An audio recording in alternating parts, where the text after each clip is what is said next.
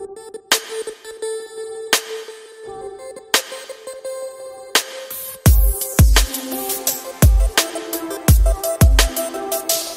Doogee is a Chinese manufacturer that has come up over and over again in publications all over the web because they make some kind of unique phones that have decent specs and are relatively cheap. Now, I did a video not too long ago on the Doogee S90 that you can check out below, but I mentioned there that it was a bit similar in a lot of ways to the Cat S60, a phone that came out right before it. Probably just a coincidence, of course. But that was a rugged Android phone meant for camping, off-roading, construction sites, and other adventurous type activities. One of the big differences between the Cat S60 and the Doogee S60 was the price. And that's no different here with the new Doogee S90, which is clearly in the same family as the S60. It takes a similar rugged style and adds some interesting features to it while keeping the price pretty low. Now, Doogee sent me a device, and as is the usual on this channel, I figured I'd try to do a complete walkthrough on it for you guys. If you're not familiar, a complete walkthrough is where I try to go through every single feature I possibly can so that you guys are better prepared should you be in the market to actually go buy one. You'll know what it does, what it doesn't do, etc. Now, with that said, there is a lot to go through, so let's get started with the styling.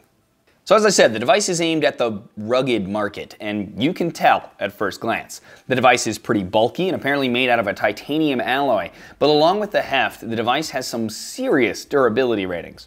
Now, you've probably heard of IP ratings, and lately a lot of high-end smartphones are coming with IP68, which means that they can remain under 1.5 meters of water for up to 30 minutes. Well, the Doogee S90 is IP69K rated. That means it can survive up to a meter of water for up to 2 weeks. In addition to that, it can also survive high pressure water. So if you work in an industry that everything has to be sterilized to some degree when you enter, you can hose this guy down to clean it without an issue. Now, beyond water and dust rating, it's also military spec for drops, shock, etc., and it has Gorilla Glass 4 on the display. That display is a 6.18-inch FHD Plus IPS display that above it has an 8-megapixel f2.0 90-degree field of view front-facing camera. And here's what the front-facing camera looks like and the microphones sound like. Now, moving around the device, we have a programmable button that you can customize on the left. We also have on the right our power button and our volume buttons. At the bottom we have a covered USB-C port, and at the top we have nothing. Now moving to the back, we have our dual camera. It's a 16 megapixel f2.0 aperture with phase detection autofocus, paired with an 8 megapixel camera that they use for software tricks like portrait mode. In addition to the aperture portrait mode, we have the terrifying beauty mode, a monochrome mode, a panoramic mode, and a pro mode that lets you adjust camera settings like ISO, exposure, etc. manually. For video, it'll shoot up to 1080p, and there doesn't seem to be any stabilization really. Here's what it looks like.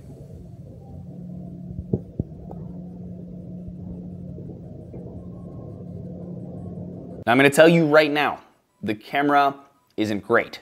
But as a rugged device, I'd say that it probably isn't a priority for most of the target market. And here are what the speakers sound like. Getting close now. Fire first. Now, something interesting here on the back, though, are these magnetic connectors. Now, these are used for attaching a collection of outdoor-themed mods. There are a total of 4 available at the moment, the first of which is this walkie talkie mod, which connects to the back of the device and then can be used to communicate with any other RF device that works on the 400 to 480 megahertz range. The cool thing is that if you're out somewhere where you maybe don't have cell signal, you can use this to communicate with other people out there between 6 to 10 kilometers away that either have the same device with this mod on it or any RF device that can access those same frequencies. Next, they have a 5,000 milliamp battery pack that brings the total milliamps between it and the device to 10,050 milliamps, since the device itself has 5,050, and it'll supposedly bring you to a total of 4 days of use. We also have a gaming controller attachment that I figure any gamer would appreciate, and adds a joystick, buttons, and the things you'd expect. And finally, we have a quote-unquote night vision camera add-on. Now, this isn't real like infrared light night vision like you could see on an actual spy-like night vision goggles, but it is a Sony sensor that can capture more light, and it has a 131-degree field of view. Powering the device, we have a MediaTek P60 chipset paired with 6 gigs of RAM. For storage, it has 128 gigs SSD and a micro SD card slot to expand the memory if needed. As for software, the device is running Android 8.1, and we do have a little bit of a skin on it and a couple of apps that are pre-installed.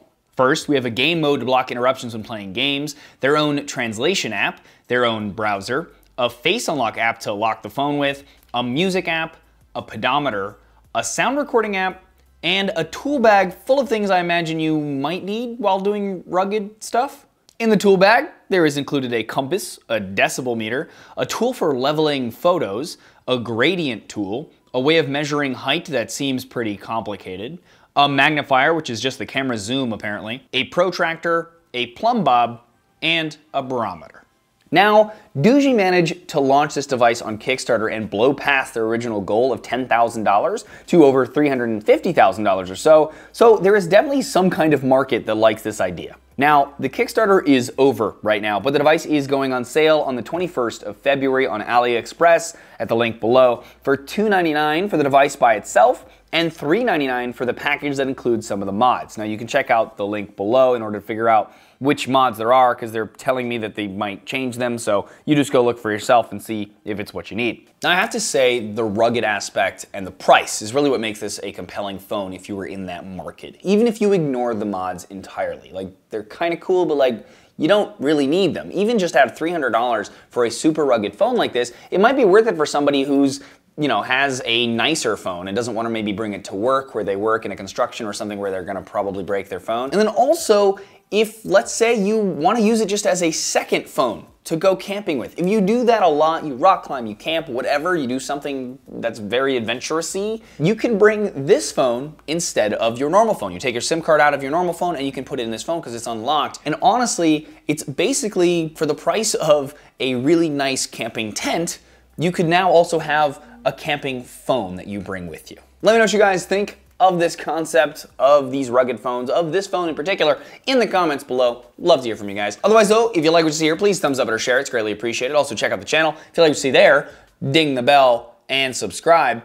Otherwise, also check out my website. I just relaunched the tech blog where I do tech news and other written content that doesn't necessarily make it here to video, and you can subscribe to the email newsletter there that goes out once a week. It's not annoying, I promise. You can easily unsubscribe, etc., etc., etc. But check it out. I appreciate it. Otherwise though, as always, regardless, thanks for watching.